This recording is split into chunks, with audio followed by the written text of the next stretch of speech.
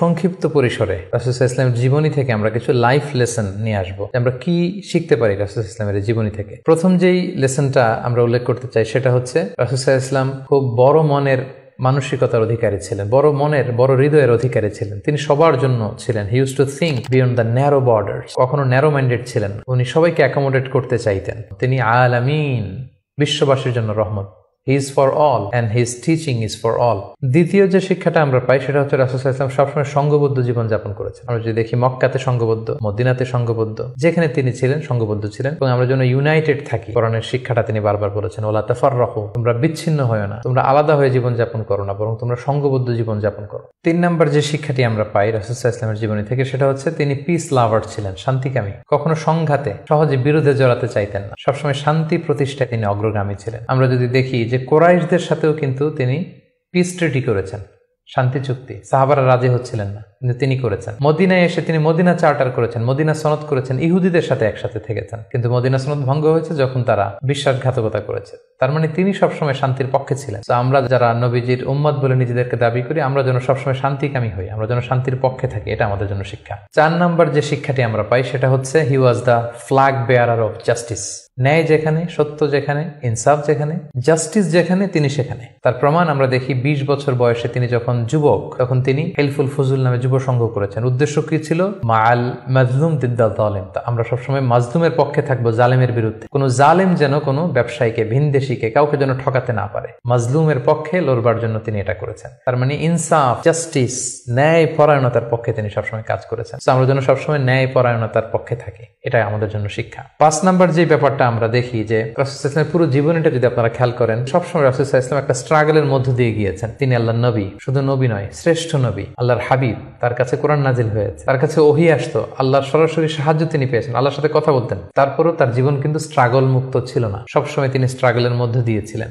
আমরা একটু স্ট্রাগল করলে হতাশ হয়ে পড়ি, একটু বিপদে পড়লে হতাশ হয়ে পড়ি। আমরা যদি রাসূলের জীবনী দেখি তাহলে আমরা বুঝতে পারবো না, হতাশ হওয়া যাবে না, ধৈর্য ধারণ করতে হবে। কারণ struggle is the part of our life. আমার নবী স্ট্রাগল করেছেন, তিনি সংগ্রাম করেছেন। সো সংগ্রাম আমাদের জীবনের অংশ। এই শিক্ষাটা আমরা পাই। 6 নাম্বার যে শিক্ষাটি আমরা পাই সেটা হচ্ছে রাসূল সাল্লাল্লাহু আলাইহি ওয়াসাল্লাম ব্যক্তিগত জীবনে অত্যন্ত সৎ ছিলেন। যে কারণে যে কুরাইশরা রাসূল সাল্লাল্লাহু আলাইহি ওয়াসাল্লামের বিরোধিতা করত, তারাই রাসূল সাল্লাল্লাহু আলাইহি ওয়াসাল্লামকে উপাধি দিয়েছিল আস-সাদিক আল আমিন, সত্যবাদী, আমানতদার। যেদিন তিনি হিজরত করবেন সেদিন তিনি তার ঘরে রাসূল সাল্লাল্লাহু আলাইহি ওয়াসাল্লাম আলী রাদিয়াল্লাহু তাআলা আনহুকে রেখে গিয়েছিলেন। কারণ ওনার কাছে মক্কার অনেক লোকেরা আমানত রেখেছিল। সেই আমানতগুলো বুঝিয়ে দিতে আলী রাদিয়াল্লাহু তাআলা আনহুর 3 দিন সময় লেগেছিল। এত পরিমাণে ডিপোজিট ছিল, আমানতের বিভিন্ন জিনিসপত্র ছিল, সেগুলো আলী রাদিয়াল্লাহু তাআলা আনহু বুঝিয়ে দিয়ে তারপরে তিনি হিজরত করেছেন। কতটা আমানতদার ছিলেন আমাদের প্রিয় নবী। এবং ওনার এই ব্যবসায় আমানতদারিতায় মুগ্ধ হয়েই কিন্তু খাদিজা রাদিয়াল্লাহু তাআলা আনহা রাসূল সাল্লাল্লাহু আলাইহি ওয়াসাল্লামকে বিয়ের প্রস্তাব দিয়েছিলেন। তো তার উম্মত হিসেবে আমাদের উচিত সত্যবাদী, সৎ এবং আমানতদার হওয়ার চেষ্টা করা। 7 নাম্বার যে শিক্ষাটি আমরা রাসূল সাল্লাল্লাহু আলাইহি ওয়াসাল্লামের জীবনী থেকে পাই সেটা হচ্ছে রাসূল সাল্লাল্লাহু আলাইহি ওয়াসাল্লামের একটা ফ্রেন্ডলি ইন্টারাকশন ছিল তার ফলোয়ারদের সাথে, good interaction with the followers.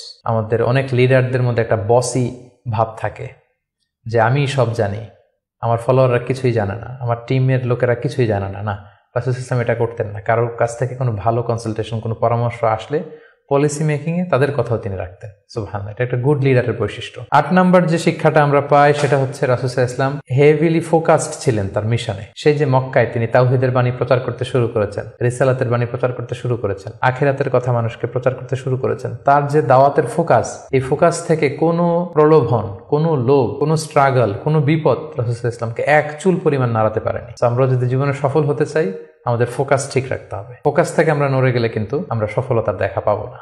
9 number যে শিক্ষাটা আমরা পাই রাসূল সাল্লাল্লাহু আলাইহি ওয়াসাল্লামের কম্প্যাশনেট এন্ড মার্সিফুল অ্যাটিটিউড। রাসূল সাল্লাল্লাহু আলাইহি ওয়াসাল্লামের দয়াদ্র মানসিকতায় অনেক শত্রু কিন্তু রাসূল সাল্লাল্লাহু আলাইহি ওয়াসাল্লামের বন্ধু হয়ে গিয়েছিল, ঈমান এনেছিল। আমরা দেখেছি মক্কা বিজয় যখন করেছিলেন চাইলে পিষে মারতে পারতেন কুরাইশদেরকে, যারা বছরের পর বছর জন্মভূমি থেকে দূরে থাকতে বাধ্য করেছিল রাসূল সাল্লাল্লাহু আলাইহি ওয়াসাল্লামকে। রাসূল সাল্লাল্লাহু আলাইহি ওয়াসাল্লাম কি করলেন? বললেন যে না, লা তাসরিবা আলাইকুমুল ইয়াউম, কোনো প্রতিশোধ, হিংসা কিছু নেই, ক্ষমা করে দিলাম, যাও তোমরা স্বাধীন। এভাবে নানা ঘটনায় আমরা দেখেছি রাসূল সাল্লাল্লাহু আলাইহি ওয়াসাল্লাম তার অমীয় অনুপম চরিত্রের মাধ্যমে তিনি মানুষের মন জয় করেছেন। তো এই গুণাবলী যেন আমরা আমাদের মধ্যে ধারণ করবার চেষ্টা করি। সব শেষে শিক্ষাটির কথা বলবো, সেটা হচ্ছে succession management. A good leader produces good leaders. একজন ভালো নেতা শুধু ফলোয়ার তৈরি করে না, সে আরো নতুন নেতা তৈরি করে। আমরা যদি দেখি রাসূল সাল্লাল্লাহু আলাইহি ওয়াসাল্লামের ইন্তেকালের পরে আমাদের লিডারশিপ নিয়ে কোনো ক্রাইসিস হয়নি। সেখানে দাঁড়িয়ে গিয়েছে আবু বকরকে আমরা রাদিয়াল্লাহু তাআলা আনহুকে আমরা আমাদের খলিফা বানিয়েছি। আবু বকর রাদিয়াল্লাহু তাআলা আনহুর ইন্তেকালের পরে ওমর ফারুক আমাদের খলিফা হয়েছে, তারপরে উসমান, তারপরে আলী রাদিয়াল্লাহু তাআলা আনহু। তার মানে রাসূল সাল্লাল্লাহু আলাইহি ওয়াসাল্লাম এদেরকে কিন্তু সবসময় ডানে বায়ে সামনে